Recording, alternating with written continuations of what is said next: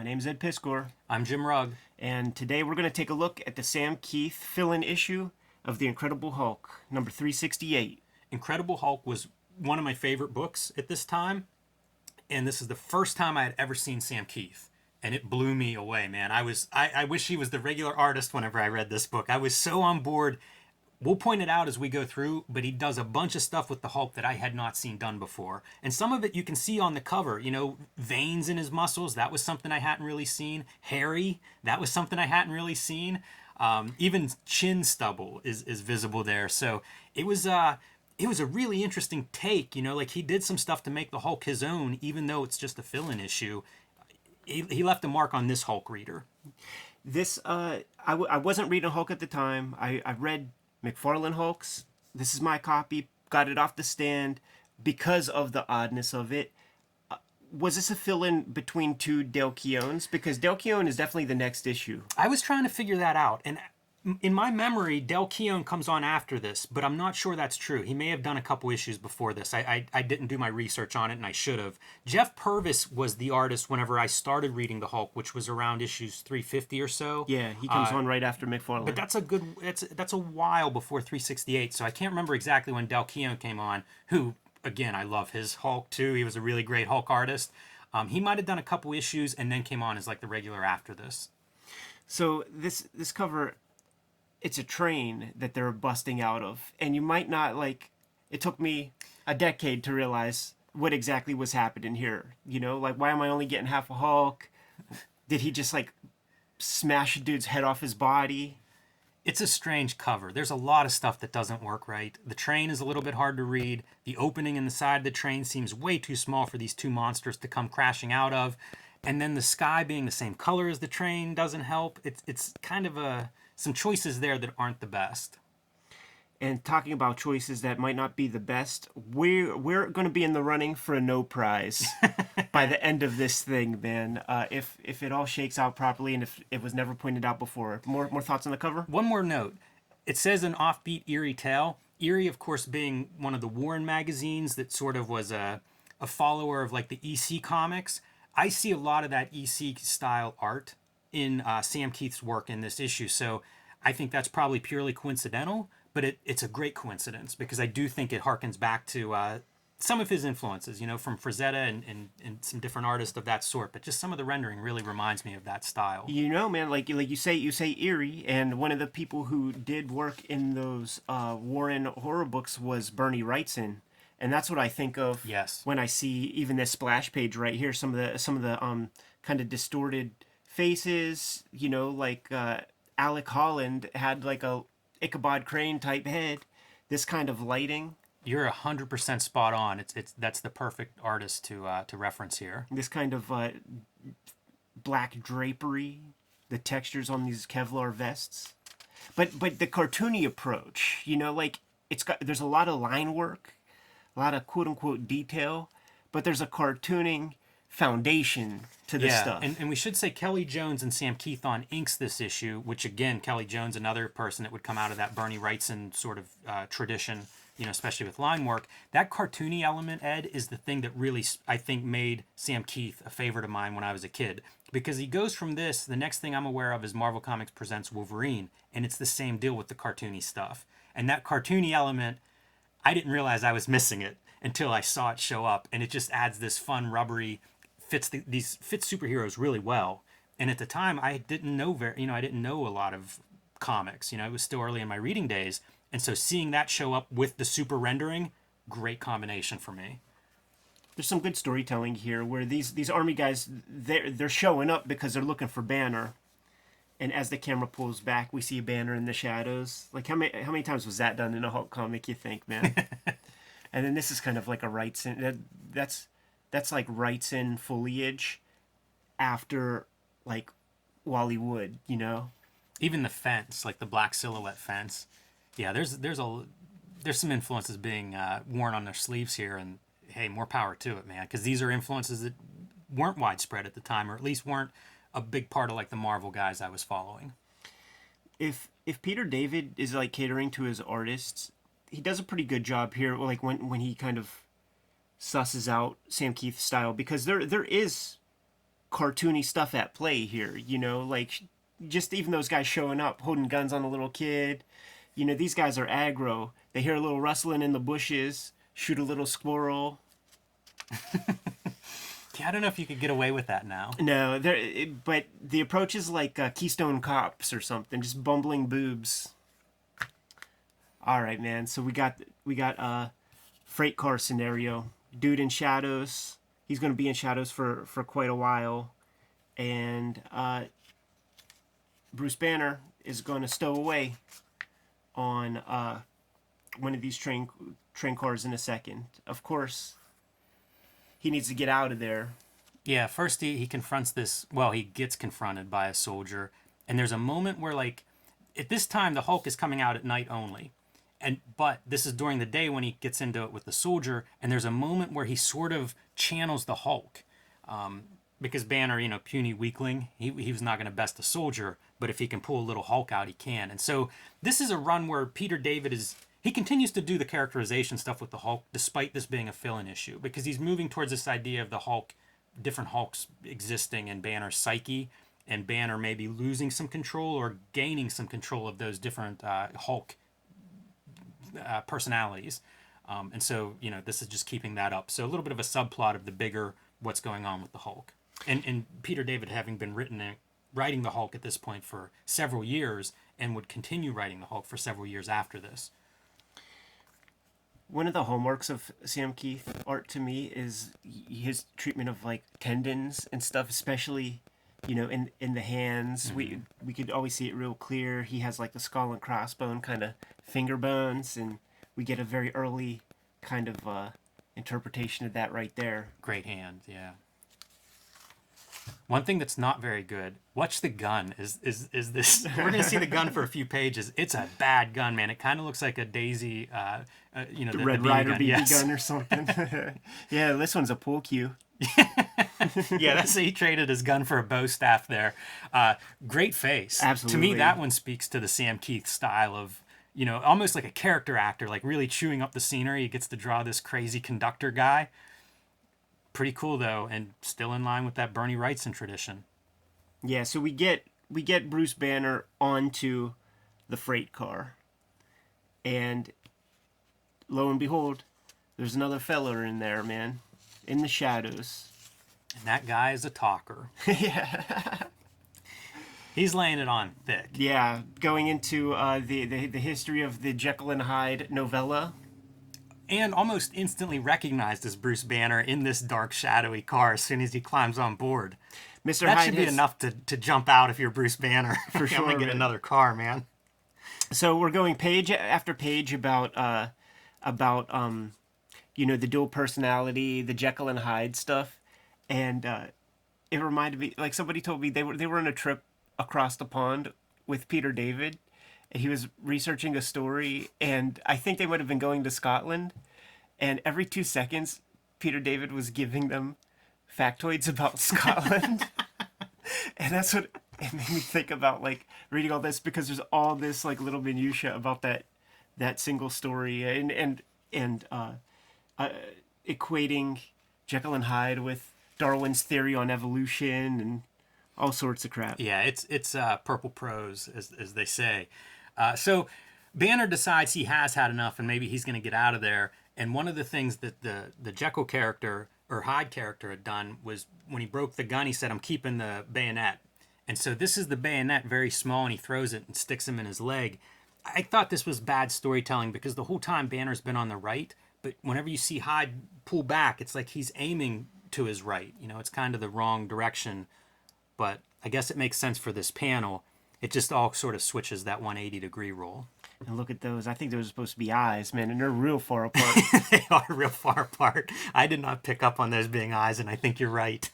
And these textures right here, man, that's like the Bernie Wrightson Frankenstein wood grain. And the Kelly Jones Batman cape from a couple years later. Yeah, for sure. And look, man, just this ominous like hand coming from the shadows. We barely ever see him. Like, that's very metal. That silhouette right there, man. Great face.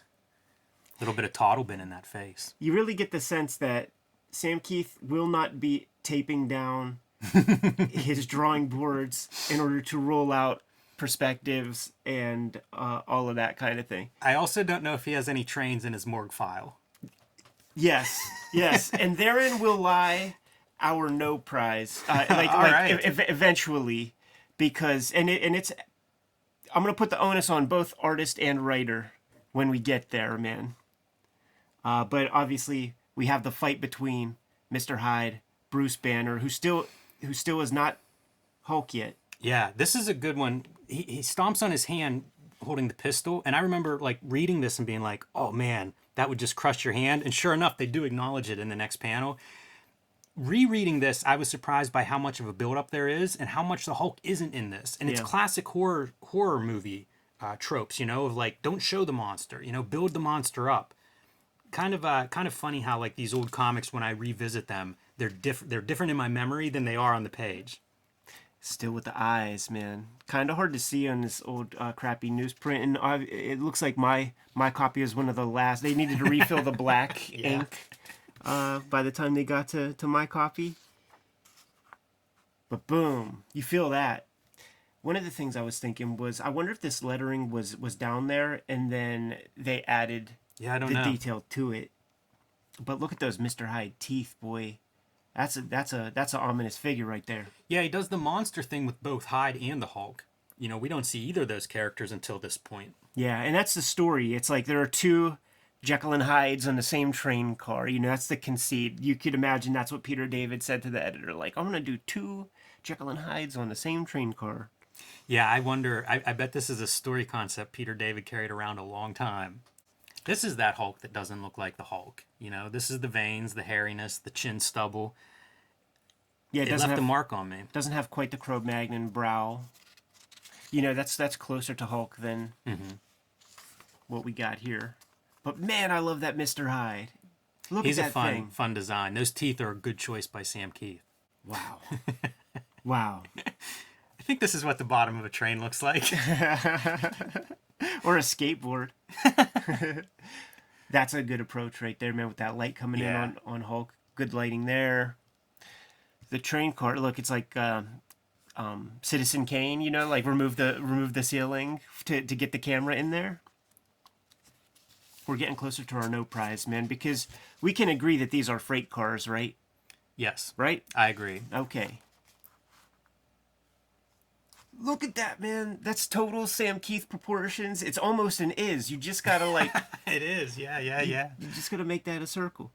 And here's our cover image. Right here, man. Busting through the train. Once again, man, talk about morgue files. It's like some kind of Hoover Dam or something that they're going over top of.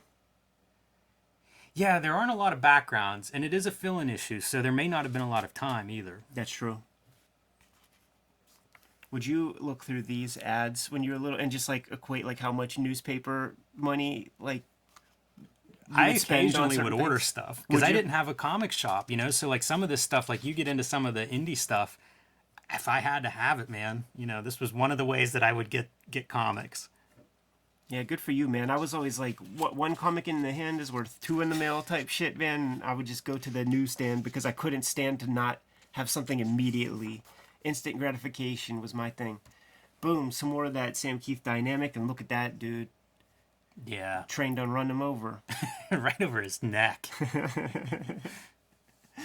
But it doesn't stop our guy, man. And this is the no prize page right here, because we agreed that was like a freight car, right?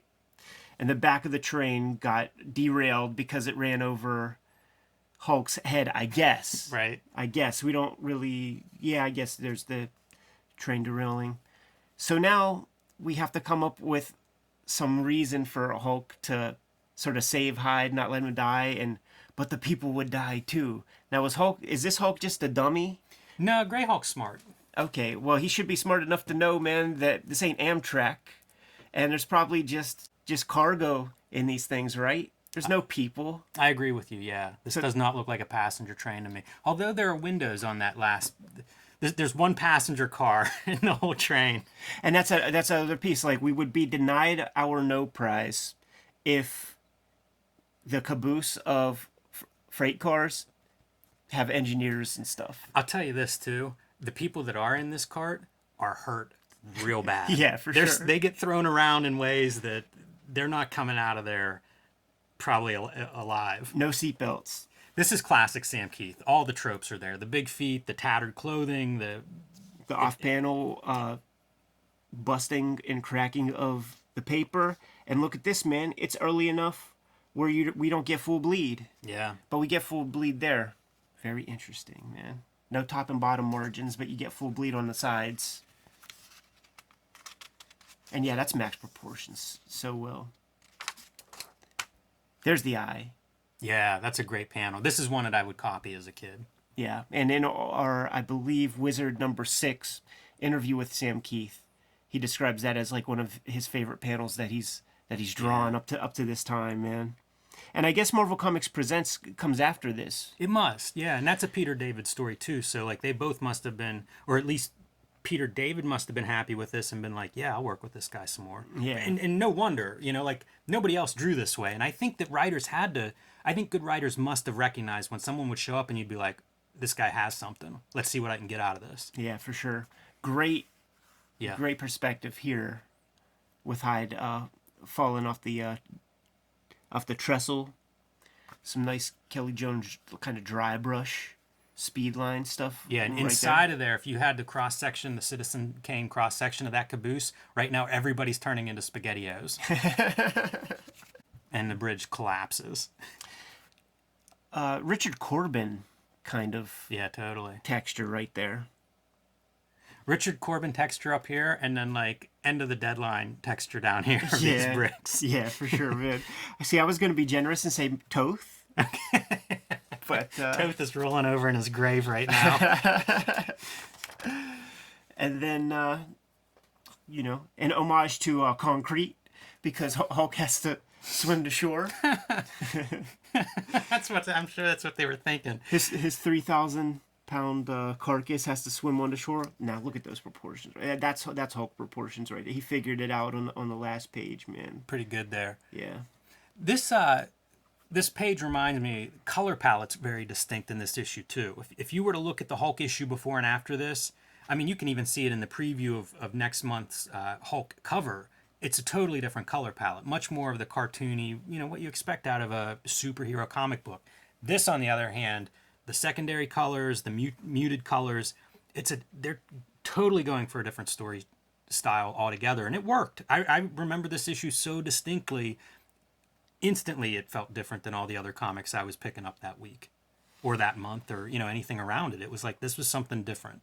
This is an issue of comics that really put Sam Keith on the map to us, man. Maybe I think Sandman came earlier, just months before, like 1989. Direct market book. I didn't know comic shops, and I don't know that I would have been sold a Sandman comic. I don't think the Sandman stuff doesn't play to Sam Keith's strengths and what he would go on to do. If you think from here he goes to Wolverine, and is the Max right after that? I'm trying to think of what all he does there, but it's a very different look. All of what I think of Sam Keith, very different than that early Sandman stuff. Even if I had picked that up, which I didn't, this would have been the big intro of like, oh, look what he can do. Yeah, for sure, man. And next issue, at the very least, that's a Del Keown cover. Yeah, man. You draw your cross section, and it's the Hulk's crotch right in the middle of it. That's the power pose.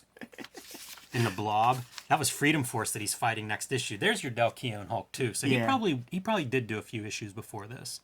Dude, this is the shit where I was always perplexed because some of these comics I never heard of because they were direct market books, and then I'm like, well, why is this stuff $10.45 and why is this stuff, $12? Like, I don't get it. Or look at that, man, $22.50. Very steep. Oh yeah, those are the magazines. That's a bigger page count too, though. So you're probably getting your money's worth if you sign up for one of those. For sure. Oh, dude, and Bayou Billy, man, that's like one of the only games that used the D-pad and the light gun. But the game sucked. Good commercial, though. Boom. This is the era, man. This is the era that turned a generation of knuckleheads into future cartoonists. This was the right era for these cartoonists too, because this is the earliest days of the Speculator. This is the beginning of that ramp up, and where these stylized artists were really starting to come into their own and gain those followings. Interesting time as a reader. There's like, with hindsight being 2020, it's like Image Comics had to happen. Like, it made sense for all these guys to be under the same banner, because you would mention like a Sam Keith in the same breath as a Jim Lee. Like, everybody who went over there, they all made sense, you know? There might have been even a couple others that just didn't have the nuts to try something like that. Like even the Kubert brothers. Like, you could imagine, like, jumping into that space as well, man. But, like, all those names... They got almost everybody. Romita Jr. is another one who, you know, it took a long time before he did an Image book. But otherwise, they got almost everybody. Everybody that had a real style of their own, or had a real success selling books. Yeah. It seemed like they got hold of. You'll hear people talk about, like, WWE having, you know, like 1998, you know, this is their roster, and it's just like A-lister after A-lister. Marvel had that at this time. You know, like, their top 10 artists were, I don't know if they've ever had a match for that, especially in terms of, like, unique styles paired on a book that was selling astronomical numbers. It was just, everything was clicking. Revisiting this old stuff from our formative days, man, it juices me up to get back to drawing comics, man. Yeah, I you know, when we say that this was like a bunch of A-listers, I feel like they feed off each other too. You know, when Sam Keith shows up, it's like, hey man, I gotta bring it. You know, Jim Lee's over here doing his thing and McFarlane's doing his book. You know, you sort of had to have that distinct style and flavor, something that made you you, and that you could do well and put it on a lot of these characters. Let's get out of here? Yep. All right, Kayfabers, like, follow, subscribe to the YouTube channel. Hit that bell so that we can notify you when new videos are available. You can subscribe to the Cartoonist Kayfabe newsletter at the link below this video. You can find Cartoonist Kayfabe merchandise and t-shirts at the links below this video. Let's get out of here, man. Let's go look at those that Marvel Comics covers artist edition, so that we could take a closer look at some of the tools that might have been used to get these kind of ink lines, man. Give these dudes their margin orders. Read more comics.